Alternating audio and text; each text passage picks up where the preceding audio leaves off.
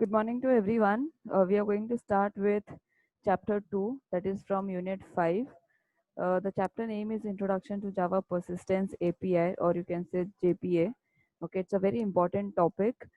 In this particular unit, if you're going to do a practical, so all the practicals are going to be around this topic. Okay, that is JPA. Fine.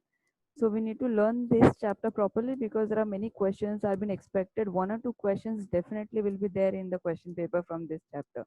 When I'll tell you at the end of this chapter when we are going to finish it, which all questions are important.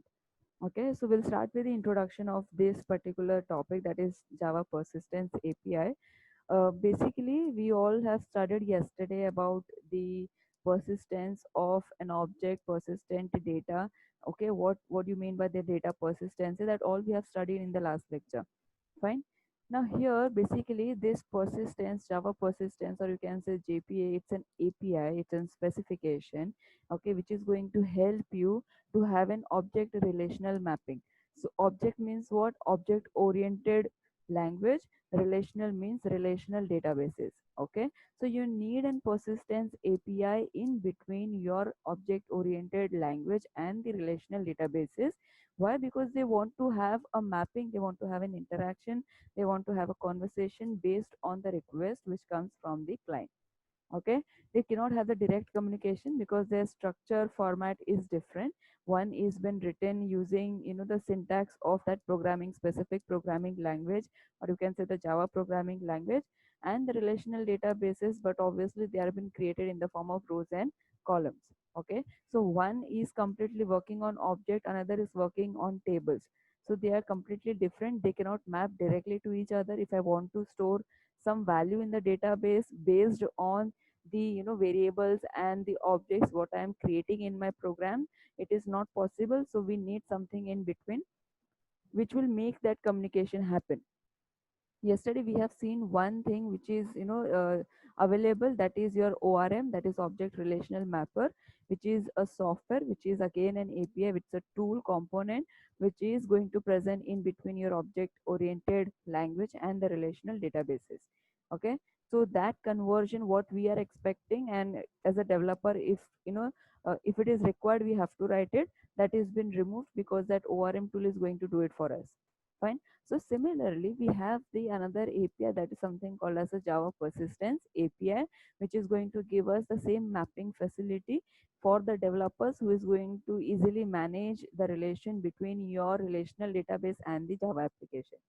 Okay, this particular API is going to consist like three areas. It is going to have a JPA, that is Java Persistence API. It is going to have a query language, and it is going to have an object relational mapping metadata. Metadata means the already available data in which on which we can study something, and based on it we can perform the interaction between the databases and the client. Okay, so we have an API, it is required. We need a query language which is also will be there in the Java Persistence API. Then there will be an object relational mapping tool, okay, which is going to learn from the metadata. Now there will be some following descriptions we are going to have based on which we are going to learn about this. Basically, it is a query language we are talking about, which is going to work like when the request comes, it should go to the database, fetch the database. To get into the database, we need a query language which database is understanding. So here we are talking about the SQL. Okay, in future when you are going to learn one more what you can say the chapter, in the next chapter, that is your Hibernate. Okay, there you can find also there is one more query language is available, that is something called as a Hibernate query language. Okay, HQL. So these are the query languages which JPA is going to use it. They are defining the query languages for making use of or for firing the static and the dynamic queries to the databases. Okay, they have that option available within the API. Most JPA persistence providers, who are the providers of this persistence, okay, they offer the option to create the database schema, that means database structure, automatically based on the data what they're receiving from the client. Please understand, the JPA persistence provider, whoever is the provider of the persistence, okay, they are making the product in such a way that they can automatically create the database structure based on the data what they're receiving from the client. Okay, we don't have to do that task. We are just going to create a program, we are just developing the code. Okay, based on our code they are going to create automatically the database structure, and it is going to be provided into the table what we are creating into the databases. JPA, as I told you, it's just a specification. It's an API which is going to help us to have the mapping between an object-oriented database and the object-oriented model and the relational databases, which will help in our Java application, which we are going to create it using a Java language. Okay, it also going to provide a platform where we can work directly with the SQL statements. Okay, so like we are being able to fire the SQL queries, but your program will not be able to. If we talk about in the normal scenario, it is not been allowed to fire the SQL queries directly without any structure decided for the databases by the language. Okay, but here if we are using the JPA, it is going to work directly, it is going to have that conversion automatically, and it is going to have the SQL statements also. Now, where to use the JPA? As we all know, like if we'll not use the JPA, then we have to write the the code for connectivity, for that conversion. Everything we have to write it in our program as a programmer. Okay, but as I told you, there will be a JPA provider, persistence provider, who has decided the framework already, who has decided the structure already, that what API is going to do, this JPA is going to do. It has been designed in such a way that it is going to reduce the burden from the programmer. Okay, it is going to remove the burden of writing code for relational database management system. For that interaction with the database, making it easy. Okay, making it like convenient for the programmer not to write the code for the database connectivity. So there we can make use of Java persistence API. Now this is a diagram. We can see there are four layers we have. One is the presentation layer, which you can develop using your HTML, JSP, and the Java classes, normal Java class. Then you can go with the business logic, which is more important. So this is going to be at the client end. You can say this is going to be at your server end, because the business logic which we are going to write is going to be executed at your server end. Also, we'll have a JPA layer. So this is a JPA provider. This is a JPA API, you can say, the Java Persistence API. Okay, where it is going to have the ORM. We know that the ORM is basically a tool which is having that automatic conversion. Okay, so we need these APIs which is going to remove the disadvantage of impedance mismatch. If you remember, yesterday we have learned about this term, impedance mismatch. When there is a gap between the or you can say, when there is a gap of understanding the language and the database, if they're not able to communicate with each other by understanding their request with each other, so they are going to have an impedance mismatch. Okay, the structure of writing a programming language is completely different of writing the tables in the databases, so they are going to have an impedance mismatch. To remove that impedance mismatch, to convert your programming language to the database language, that work is been done by the inbuilt APIs which are available in the market. There are the number of providers who are providing this Java persistence API. Okay, so one of the API is your ORM. Okay, this is one the software which is been giving you this automatic conversion. So this is your database. There will be a provider who is going to provide the tools, who is going to convert your business logic. Maybe you have written in Java. Okay, so that can be converted into your database language, and it can allow you to fire the SQL queries. Fine. Now, the JPA providers, or basically the JPA is an open source API. There are a number of vendors who are providing this JPA APIs. So one of them is Oracle. Obviously, they are the the database firm. So obviously they need to provide, because if they want to work with the Java application, they should have this API. Then we'll have a Red Hat. Then we'll have an Eclipse. So number of providers are there in the market who are providing this API inbuilt into their product. Also, they provide the new products by adding some JPA persistence type. So it is not only that one persistence type we have, that is ORM.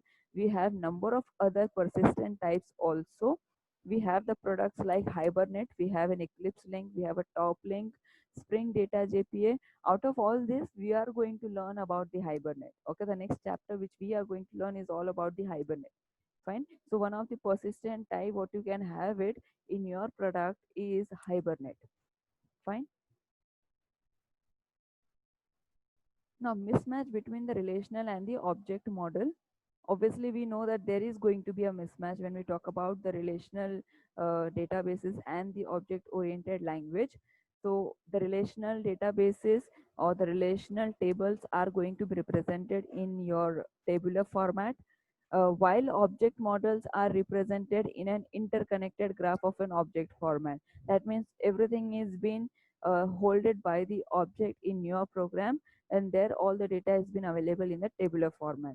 While storing and retrieving an object model from a relational database, or you can say, if you're trying to retrieve or store any type of a data which object is holding, and you want to store that data into the databases, because obviously if I am saying that object is holding, that doesn't mean that that word what we are defining the object name is holding it. Okay, it needs a space, and that space is being given an address for that specific object. So that space what we are providing is providing into your databases where the data needs to get stored. Okay, but if there is no proper mapping has been done in between the space which you have created in your database for the object which is going to hold the value, then there is going to be a mismatch. Okay, and there will be number of reasons to have this mismatch. The very first reason is that granularity. So the object is going to consist of more granular data, more minute detail of data, okay, which is going to come from your client and then your relational model. Fine. The relational databases subtypes, obviously the programming language is going to consist of the inheritance, but it is not at all been supported by your relational databases. Then we have identity. Like the object oriented model, the relational model is not going to expose any identity of the data, any identity of the table, any identity of the databases to anyone. Association, it cannot determine, basically the relational object model is never going to determine the multiple relationship when it is going to look into the object oriented model. Okay, if I am consisting of number of inheritance in my programming language, it will be a bit difficult for the relational databases to look into that object domain model where number of relationships are being created between the classes, between the objects, so that multiple relationship cannot be determined by the relational object, relational databases models. Then we have data navigation. So it is going to be between, basically the data navigation is between the objects in an object network where they can share the information with each other. Okay, so it is also not like, this is also one of the you can say the mismatch which is going to happen because of this reason. The data navigation is very much easy in your programming, in your application, but in your database, from one database to the another, the data navigation never happens it. Okay, so for one application, if you have created one database, so it is going to be within the network, it is going to be within the databases. So this is very much like clear. One of the tool is ORM, that is object relational mapper. We have the Java, we have a database. Okay, we have the object in Java, we have a rows and columns in database. We need one tool that is something called as an ORM tool, which is going to have that conversion. If we are not using it, it's not mandatory to have the ORM. If we are not using it, we'll not get the automatic conversion, first of all. Secondly, we need to write a code for the database in the programming language to have a proper mapping. Fine. What is going to be the advanced features of having this Java persistence API? It is going to give me an idiomatic persistence. That means it will uh, allow you to write the persistence classes using an object oriented classes. That means in your programming language you can call the persistence classes. That persistence classes is going to help you to do all these tasks what we are talking about since last lecture. That automatic conversion, ORM is physically not present somewhere. It is an API which you need to call it in your Java program, and you need to have an implementation of it so that it will work for you like an automatic conversion. Okay, so it is going to allow you basically to have a persistence class in your object oriented language which you are creating it, and which where you are creating the classes. Also it is going to give you an high performance. It is going to have many fetching techniques and uh, locking techniques. It is going to give you a high retrieval option where you can have a high performance while retrieving and storing the data. Then it is also going to be reliable. That means you can say, you can highly reliable on this particular API, where you can have this conversion, where you are not writing the code for the conversion, we are not writing the code for the connectivity.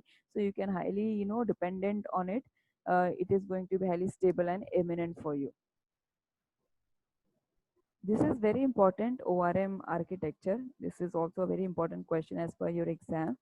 So we have number of things over here. We have a databases. We have one whole, the layer which is going to consist of number of things. Obviously, this is going to be inside your server. So we have object grid, JPA loader, then we have for mapping file, that is orm.xml, then we have JPA provider, then we having a mapping. Here we are going to have an object where we are going to write a programming language. So we are writing an language over here, we are using a language over here, we are writing a code over here, creating an object also. We are having an entities, that is, you can see you have a class, okay, for which you have created an object in relational databases. So we need to have the storage of data which can come from this particular entity and the object which is going to be holded by the object. Then we'll need something in between. Okay, so that conversion, how conversion happens. So when I say ORM architecture, so in object relational mapping architecture, how this ORM is going to have the conversion. So this is the whole steps it is been followed by the ORM to get it convert the language of or the code of this specific language to the relational language. Okay, so we'll see what you mean by all these terms, how it is going to work for us while doing the conversion. Now in phase one, okay, so in the first phase, they named as an object phase. So if you can see in the diagram, that is your object phase, this is your relational phase, and this is your ORM. Okay, so the phase one is something called as what, an object phase, which is going to consist of POJO, that is plain object, plain old Java object, which is nothing but a normal Java class. Okay, please understand, POJO is nothing but it's a normal Java class which you can use for increasing the readability and the reusability of a program. You can include number of interfaces, you can include number of classes. So whatever program you write in Java, that is known as a POJO class. Fine. So the first phase, which is something called as an object data phase, contains the Java classes. That Java classes can also call it as a POJO classes. Okay, it is going to consist of number of interfaces and the classes available into it, which is going to help us to have the more readability and the reusability of a program. Also, it is going to be the main component layer which is going to have a business logic. So obviously, when I talk about the program, what I am writing it, so the Java code which I am writing is it is going to be a business logic. It is going to be the actual logic which is going to work for me. So this phase, what we are learning right now, the object phase, the middle layer, and then relational phase, it is all for the server side. Okay, then there will be another one that is for the client page, what we are going to write it from, where the inputs are going to come. Fine. So if the inputs are coming from there, how your Java code has to be written, how your Java code is going to have an operations over those requests which is coming from the client, basically. So that language what we are going to use, it's a Java language. The classes we are going to use it, that classes something called as a POJO classes.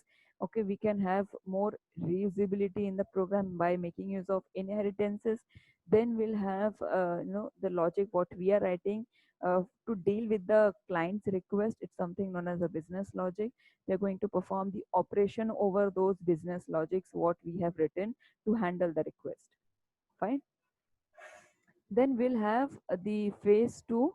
In the phase two, what is going to happen? The phase two is something called as what, mapping or the persistence phase. Fine. The first phase was your object phase. The second phase is what, your mapping or persistence phase.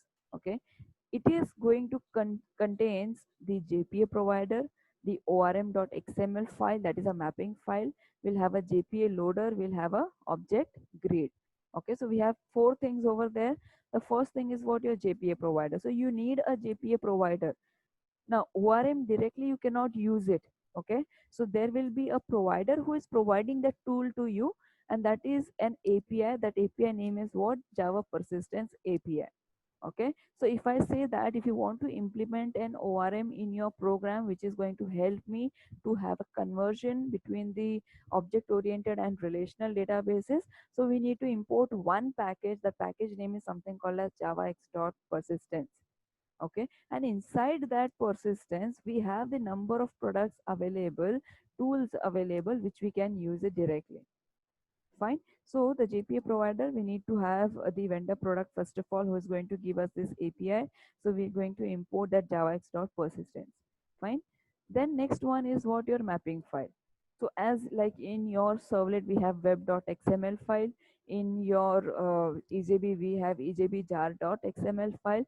Similarly, here when I say that there is going to be a mapping between uh, your Java class and the relational databases, so we need a mapping file. Okay, so the mapping file is always comes into your .xml format, okay, which is going to map to all the configurations which are going to be written in the form of a data, in the form of a logic in your language, in your classes what you have created, and in your relational databases. Okay, so mapping between the Pojo class, the normal Java class, to the databases we can do with the help of a mapping file called as orm.xml file. Fine. Then we'll have a JPA loader. So we have the provider who is going to provide us the option to use the mapping file. Once it is done, we need to have a JPA loader. Okay, it is going to work like a cache memory which is going to load all the relational data. Then lastly, it is going to be an object grid. It is a temporary location. It is going to store a copy of the relational database, like you can have it in your cache memory, not for the longer period, but for a shorter time, so that it can be, there. If I wanted to have a rollback or something like that, I can have a copy of my relational data into the object grid. Fine. This was about your phase two. The first one was your object phase. Second phase was your mapping or persistence phase. Now the next one is what your phase 3, that is the relational data phase. Basically it is going to contain the relational data. It is all talking about the RDBMS or the database management system, where it is going to be connected to the Pojo classes what we are going to create. Okay, it is going to be logically connected to that business logic what we have written in our Pojo class. It is going to provide the mechanism of the programmatic interaction. Basically it is going to be called as an object relational mapping. Okay, so it is going to have all the three phases interaction together. It is going to have a client which is going to communicate to your server file called as Pojo classes, where business logic is written. Then we'll have a mapping phase where it has to come and get it convert. Okay, and then conversion, that to follow the following steps. Okay, by following number of steps you need to get the conversion.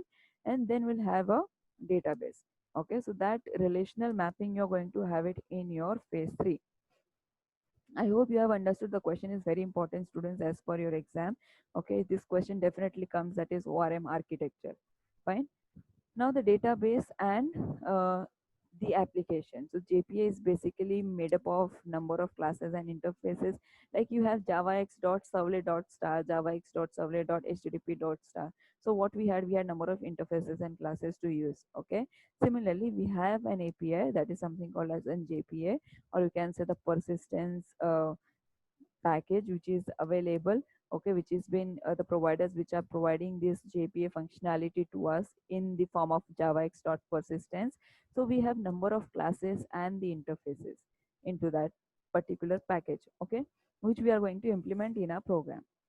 The applications are going to communicate with the JPA provider, that is going to be your persistence API, to access the data. So the whatever applications we have created, the application will be able to communicate to your you can say, the JPA provider, because they want to access the data. And then finally the JPA provider is going to use the database. They're going to refer to all those data, which is stored into the database. They're going to provide the persistence services to the application. That means it is going to have a conversion services for the application, where the application language has been converted for the relational databases. Fine. The application is going to talk to the JPA provider. The JPA provider, as I told, is going to consist of number of query languages. It can be having a SQL, or it can be an HQL, that is an Hibernate query language. Okay, it is going to perform all these SQL statements like your select statements, insert, update, and delete statements. Okay, they're going to perform all the operations, possible operations over your database tables. Fine. So JPA providers is going to talk to the application also into their own language, and the JPA provider will be able to talk to the database also into the database language. Now, if you can see over here, we'll have an application. It can be built using the JSP, Servlet, Swing. Okay, then it needs to be, have the Java beans where we are going to have a business logic, which has been written with the help of a Pojo, that is your normal Java class. Then we'll have a Java persistence API, that is javax.persistence package. Okay, so where I'm going to be allowed to use a tool which is been provided by the JPA provider, that is something can be your ORM tool. I'm going to use that ORM tool. Okay, and that ORM tool is going to have a mapping file, that is something called as in .xml file, orm.xml file. And with this I'm going to communicate to my database, and then database needs to have a JDBC API. Okay, so this database, if it is MySQL, if it is Oracle, if it is SQL Server, it is definitely going to have a JDBC API because it needs to communicate with the Java uh, classes which I have created, and it is working for the Java. Okay, so it will have a JDBC API through which it is going to be connected to the ORM tool. Fine. I think this is the last topic we have, but an important topic. There are two architectures we have in this particular chapter, that is ORM architecture and architecture of JPA. Both the architecture, please, I'm telling you again and again, read it, understand it, and make a question, make an answer accordingly, and then this question definitely will be there in the question paper. Okay, so the architecture of JPA. So we have number of things are available. We have a persistence, that is going to be the package called as javax.persistence. Then we'll have an entity manager factory, which is actually going to create the applications. And then we'll have an entity manager who is going to have the another phase. We'll learn one by one all this meaning. Okay, don't worry. So we'll have a persistence, we'll have an entity manager factory, we'll have an entity manager, we'll have an entity that is going to be the classes from which the objects are going to come, and the object data is going to be placed inside your databases with the help of an entity manager. Then we'll have the persistence unit. The persistence unit is going to be configured by the entity manager factory. We'll have an entity transaction. Basically, it is meant for the databases where I can have the rollback statements and the commit statements also. And then we'll have a query where I can make use of the SQL queries or a query language. Okay, so we'll see one by one all those terms. So what does it mean? And then most probably we'll be done with the chapter. Now, the very first thing which is very important, that is what your entity manager factory. First was definitely it was your persistence. So it is going to give you the package called as javax.persistence. There you need to import the package called as the javax.persistence. The entity manager factory is basically known for creating and managing the several instances of a class, of a Pojo class. Okay, so the entity manager factory's responsibility is what? It is going to create and manage the several instances or the object. What is going to be entity manager? So the entity manager is meant for managing the persistence operations which are going to be performed on the objects. So the entity manager factory, basically the first is what your persistence. So persistence is going to first of all implement and import the package called as javax.persistence. Then second is what your entity manager factory, which is going to create and manage the several instances and objects. Okay, third thing is what your entity manager is going to manage all the persistent operations, like your conversions operations, which is going to be performed onto the object of your language. That is something being done inside your entity manager. Okay, fourth is going to be your entity. So basically these are the persistent objects where the actual data are being stored into the database, where it is been expected. Entity, as I told you, it is a class is going to consist of objects are going to hold the records, and that records are being stored into the databases. Okay, we'll have an entity transaction. So entity transaction is going to have an one-to-one relationship with the entity manager. It is going to maintain the operation with the entity manager. As I told you, it is going to have a commit and rollback systems. Okay, if any system failures occur, then as I told you, the persistence is something which is going to making you allowed to first of all implement the persistence package, which is going to allow the rest of the things to do it in your program, in your architecture. Then we'll have a query that is going to be your SQL queries, or it can be the HQL, that is your Hibernate query language. Now, an ORM tool is going to avoid the low level JDBC and the SQL code. As I told you, it is going to give a benefit to the developer to develop an object oriented program. Okay, it can be able to, there will be a reduction in the case of writing the JDBC and the SQL code in the program. They can have a direct, they just need to follow the architecture, they just need to implement the package of persistence, they just need to have a mapping file called as an orm.xml file, and they can easily avoid the JDBC and SQL code writing into the program. Fine, because the conversion never been done by the developer, it is been done by the tools. Okay, that is an ORM tool, that is an object relational mapper. Also, it is going to provide the database and the structure independence. So database and the schema or the database structure, nowhere is going to be a problem to the language, or even the language structure is never going to be a problem to the database. The ORM products are free and open source. They're going to give you a high end performances. They're going to work with all the sophisticated databases and the query languages, which possible query languages which are available. Then we have a JPA. It is basically, I told you, it's a specification, it's a standard of your EJB third version and the Java Enterprise Edition. It is going to be free and open source product for all the enterprise level support. It's going to give you a portability across all the application servers. Okay, it is going to be usable and functional specifications. All the specifications what we have inside this API is going to be usable and functional. It is going to support both type of edition, that is enterprise edition and standard edition. And I think this is the last one, that how you're going to write your JPA application. To get to your first application to work, you need to have the following things. Okay, first one is obviously the database, and then we'll have an ORM tool, which is going to be the choice. ORM tool can be your Hibernate, it can be other thing. Okay, struts, but then we are going to use Hibernate. In your syllabus it is Hibernate, so we are going to use Hibernate.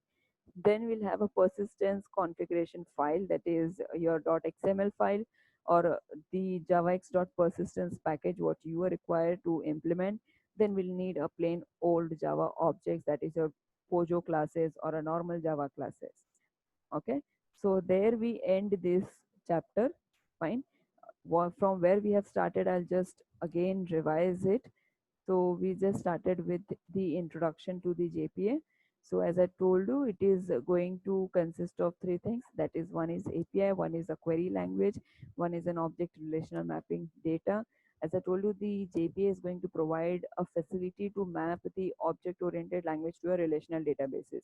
Okay, it is going to define a query language which is going to help the developer to have a static and dynamic queries for the databases. No need to write the database code. It is going to have an automatic conversion over the data which I am going to get it from the client. Then we'll have a JPA. JPA is just a specification. It's a standard which is going to provide and facilitates the mapping between the object oriented and the relational databases to manage the relational data in the Java application. Where to use the JPA, where I feel that I want to reduce the burden of writing a code for the database connectivity, for the relational object management, I can use the JPA. It can provide me an easy interaction with the database instances. This is very important. A diagram, there we can have a presentation layer, we'll have a business logic layer, we'll have a JPA layer, and then we'll have a database layer. Okay, the presentation layer can be developed using an HTML, JSP, or the Java classes, where we can make a file, or we can make a web page, or we can make the layer for the client through which they can communicate with the business logic what we are going to write inside the Java classes or a Pocho classes. And then we'll have a JPA layer, or you can say the JPA provider, or we can say the ORM tool provider, that is going to be your who is going to communicate basically between your Pojo classes and your databases, who is going to make both understand what basically they want to say into their respective format. They don't want to change their format to make each other understand what exactly they want to communicate. Okay, so that is going to be provided by your JPA provider. JPA provider, as you all know, it's an open source API, is going to be provided by many vendors which are available in the market, like your Oracle, Red Hat, and Eclipse. Is going to have number of JPA persistence types like your Hibernate, Eclipse Link, and the Top Link JPA. What will be the mismatch? Will have a granularity is one of the, like, why there is a mismatch. What is the reason of having the mismatch between the relational and object data? Because there will be a granularity more in the, you can say, object oriented model than your relational. Will have a subtypes, that means inheritance not been supported by relational databases, identity, associations, data navigation. This is the basic structure of an ORM. That is, we'll have a Java language, Pojo class, you can say, and then we'll have a database which is going to store the data in the form of rows and columns. And we'll have an ORM in between who is going to understand both the languages. What will be the advanced features you're going to have? We'll have an idiomatic persistence. That means we'll be able to write the persistence classes inside your object oriented class, which will work like an ORM tool, which will work like an JPA in your program. Then we'll have an high performance also. We can have a more reliability. We can have a high reliability over the provider. This is very important question. I told you we'll have an ORM architecture. So first we have the object phase, we'll have a mapping phase, and then we'll have a relational phase. Okay. In object phase, we are going to write all the program what we can write it for, or you can say it is a normal Pojo class, normal Java class, where we are going to write number of fields. We are going to create a class. We are going to write the variables. We are going to write the objects which is going to hold number of data of my entity of my class. And then we'll have a mapping phase where the conversion which basically happens. Okay, so that conversion, it's going to happen by following the four steps which is defined. First one is an object grade. Object grade means whatever object I have created in my entity, or you can say in my class, is first been called inside your object grade. Okay, and then it is been passed to the JPA loader where it is going to have the conversion, and will have a mapping file called as an orm.xml. Okay, and it is going to be the JPA provider who's going to provide the things to the relational databases. I told you what is a phase one. It's a normal Pojo classes, which is going to consist of number of interfaces and the classes. Generally, what we write inside a Java program, it can have a business logic, it can have an operations which you can write it to deal with the request of a client. Then we'll have a phase two. In phase two, basically we are going to, it is basically a mapping or a persistence phase. Okay, the first one is your JPA provider. So JPA provider is going to provide me the javax dot persistence. This thing we have to firstly implement in our program, javax dot persistence. Then only you are allowed to use the persistence features. Then we'll have a mapping file, we'll have an orm.xml. We need to create this orm.xml. The way we create the configuration file in our normal servlet file, that is our web.xml file. Okay, in your like servlet file, where we just simply check web.xml file to get it included in the servlet file. Similarly, we are going to have a configuration file in your persistence, that is orm.xml.